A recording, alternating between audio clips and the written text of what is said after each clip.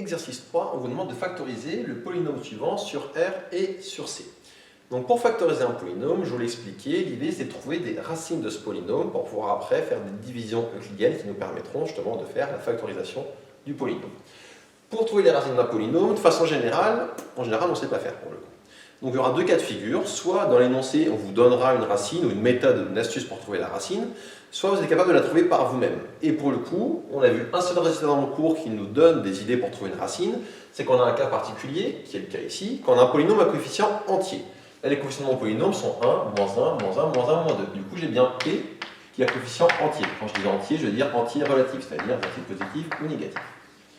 Du coup, je sais que si A est une racine de P, alors il faut que je cherche parmi les candidats, parmi les diviseurs de mon terme constant. Donc, je vais regarder les diviseurs du terme constant. Donc les diviseurs de moins 2, donc pourquoi moins 2? Encore une fois, j'ai pris le terme constant qui est ici et c'est lui que je prends. Les diviseurs de moins 2 sont, on va prendre tous les diviseurs, on va prendre les plus 1, on va avoir 1 pour commencer, on va avoir moins 1, on va avoir 2, on va avoir moins 2. Donc, pourquoi je fais ça? Parce que je vous rappelle les résultats. Il vous dit que quand j'ai un polynôme à coefficient entier, si jamais il existe une racine entière, automatiquement elle divise le terme constant. Le si jamais est important. Il n'est pas obligatoire qu'il y ait une racine entière. Il y a plein de polynômes à coefficient entier qui n'ont pas de racine entière. Par contre, si un polynôme à coefficient entier admet une racine entière, automatiquement cette racine entière va diviser votre terme constant, donc ici votre moins 2. Du coup, je cherchais des racines évidentes parmi 1, moins 1, 2, moins 2. Faisons-le. Donc, comment on fait pour ça? On calcule P de 1. Calculer P de 1. P de 1, ça va donner. Je remplace, je vais avoir 1, moins 1, moins 1, moins 1, moins 2. Donc, 1, moins 1, moins 1, moins 1, moins 2. J'ai remplacé tous les x par 1. Ça me donne clairement un truc qui est différent de 0. Ça fait moins 4. Moins 4 différent de 0. Du coup, 1 n'est pas racine. Testons maintenant moins 1. P de moins 1 égale, je remplace, je vais avoir moins 1 puissance 4, ça fait 1. Moins 1 au cube, ça va donner plus 1. Moins 1 au carré, ça va donner moins 1. Moins 1, ça va donner plus 1. Et je vais avoir ici moins 2. Alors regardons, ça me donne moins 1 plus 1, ça fait 0. 1 plus 1, 2. 2 moins 2, 0. Conclusion, moins 1 est une racine de P.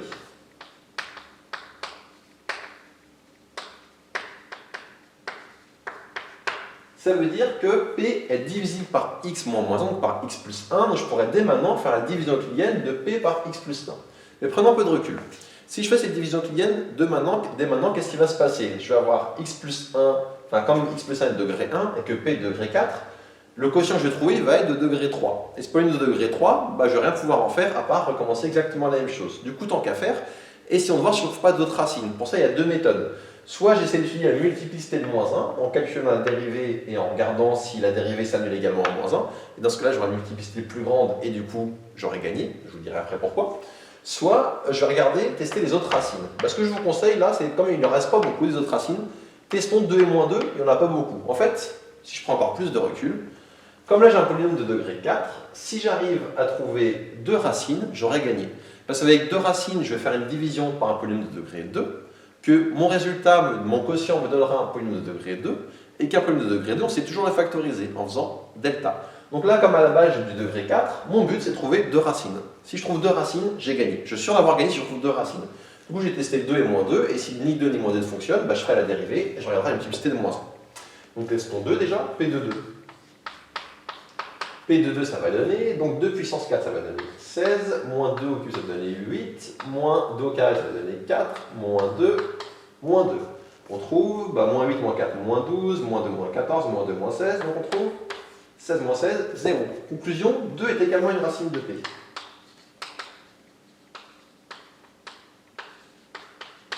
Je pourrais tester moins 2, des fois ça peut être rentable, mais là je ne vais pas le faire parce que comme je vous l'ai dit, j'ai un polynôme de degré 4, j'ai trouvé 2 racines, donc avec 2 racines c'est bon. 4 moins 2 ça va faire 2, j'aurai du degré 2 à la fin et ça me permettra de conclure. Si cette phrase vous paraît pour le moment très abstrait, pas grave, attendez que j'ai fini mon calcul et je pourrai la réexpliquer et j'espère que ce sera moins abstrait à ce moment-là. Donc poursuivons le calcul, je réexplique ce que je viens de vous dire ici. En tout cas, qu'est-ce que je peux dire? Le fait que j'ai trouvé que moins 1 est une racine de P et que 2 est une racine de P, je peux dire que donc je vais avoir x moins moins 1, c'est-à-dire x plus 1, facteur de x moins 2, c'est-à-dire x moins 2, on sait que ce produit divise le polynôme P. C'est une propriété. Quand vous avez une racine d'un polynôme, x moins votre racine divise votre polynôme du départ. Propriété de cours qu'il faut connaître. Et donc, qu'est-ce que je peux en déduire? Je peux en déduire que si je fais la division euclidienne de P par ça, je vais trouver un quotient et un reste de 0 pour le coup. Je reviendrai dessus après. Mais donc, maintenant, ce que je vais faire, c'est la division euclidienne de P par x plus 1 fois x moins 2. Je vais le faire ici. Donc, la division euclidienne, j'écris P, x4 moins x3 moins x au carré moins x moins 2 et divisé par, d'abord écrire ainsi, tiens, x plus 1 fois x moins 2. Alors, est-ce que là, j'arrive à faire ma division euclidienne? Là, ça va être compliqué. Du coup, qu'est-ce que je dois faire? X plus 1 fois x moins 2, il faut que je pense à le développer. Donc, faisons-le ici. X plus 1 fois x moins 2, si on le développe, ça va donner, je le fais direct, si vous n'êtes pas à l'aise, prenez une étape en plus au bruit. Donc, direct, ça va donner x fois x, ça fait x au carré. On va avoir du 1 fois x, ça fait x, du moins 2 fois x, ça fait moins 2x, et x moins 2x, ça fait moins x. Et enfin, on va avoir du 1 fois moins 2, ça fait moins 2.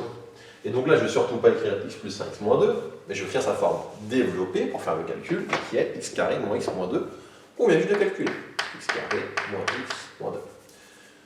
Division euclidienne habituelle, comment je passe de x au carré à x au 4? Il faut que je fasse fois x au carré moins, donc x au carré fois x au carré, ça fait x au 4. X au carré fois moins x, ça fait moins x3. X au carré fois moins 2, ça fait moins 2x au carré. Je fais ma soustraction, l'x4 se simplifie, l'x3 j'en ai moins x3, moins et moins, plus x3, ça fait 0 aussi. Je vais avoir du moins x au carré, moins et moins plus 2x au carré, moins x au carré plus 2x au carré, ça va donner x au carré. Moins x, moins 2. Comment je passe de x au carré à x au carré? Il faut que je fasse plus 1. Vous avez moins 1 fois x au carré, ça fait x au carré, 1 fois moins x, ça va donner moins x, 1 fois moins 2, ça va donner moins 2.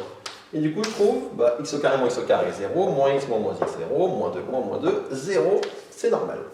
Comme je vous l'ai dit avant, le fait de savoir que ce polynôme divise P, ça me dit d'avance que quand je vais faire ma division euclidienne, mon reste est égal à 0. Si vous ne trouvez pas un reste égal à 0 dans ce genre de situation, deux choix. Soit vous êtes bourré dans votre division euclidienne, soit vous êtes bourré, enfin trois choix d'ailleurs, soit vous êtes bourré en oubliant un moins quelque part, soit vous êtes bourré dans vos calculs et un de vos nombres que vous pensiez être une racine n'est pas vraiment une racine. Mais en tout cas, dans ce genre de situation, vous aurez obligatoirement un reste de 0. Qu'est-ce qu'on vient de trouver ici? On vient donc de trouver que donc P égale x au carré moins x moins 2, facteur de x au carré plus 1. J'ai deux polynômes de degré 2, pour terminer mon exercice, il faut que je regarde si je peux les factoriser sur R, et si ce n'est pas possible sur R, je le ferai sur C. Le premier, j'ai pas de boulot à faire en fait, d'ailleurs je ne vais pas l'écrire comme ça. X carré moins x moins 2, moi je sais que ça vaut x plus 1 fois x moins 2. Et comme mon but c'est d'avoir une forme factorisée, je remplace par x plus 1 fois x moins 2. Je répète, ça je sais que c'est la même chose que ça. J'ai dû le développer pour faire ma division euclidienne, mais ce qui m'intéresse c'est la forme factorisée, du coup je la remets comme ça. Pour ce polynôme de degré 2, alors si vous êtes très à l'aise et que vous avez un peu de réflexe, c'est évident la suite, mais si c'est pas évident, je vous montre la démarche à suivre. La démarche à suivre pour ce polynôme qui va vous rester de degré 2, donc comme il est de degré 2, je sais le factoriser à tous les coups, en calculant delta. Du coup, je vais calculer delta. Delta, il va donner ici b carré moins 4ac. b carré, ça vaut 0, vu qu'ici b vaut 0. Moins 4ac, je trouvais moins 4. Donc ici, j'ai un delta qui est négatif. Comme delta est négatif, je peux déjà dire une chose, c'est que la factorisation de p sur r, c'est celle-ci. Donc comme delta est négatif, je peux en déduire que ça, c'est la factorisation sur r.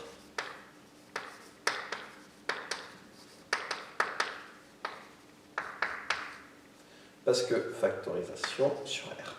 Parce que le fait que delta est négatif, ça signifie que ce polynôme n'a que des racines complexes. Et donc sur R, je ne vais pas pouvoir les simplifier plus. Donc sur R, j'ai fini. Sur C, par contre, sur C, je vais calculer ces racines complexes. Alors pareil, si vous avez des réflexes, c'est évident. Si vous n'avez pas à en faire le calcul. Donc les racines complexes, je vais les appeler x1 et x2. Ça va donner moins b, c'est-à-dire 0. Des racines carrées complexes de moins 4, ça va être plus ou moins 2i. Sur 2. Et du coup, plus ou moins 2i sur 2, ça va donner plus ou moins petit i.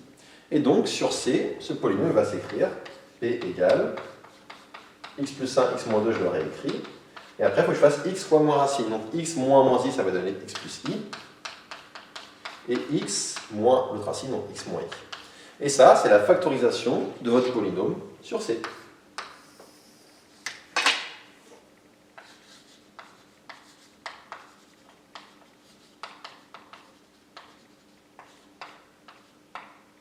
qui termine cet exercice. 2-3 commentaires avant de passer au suivant.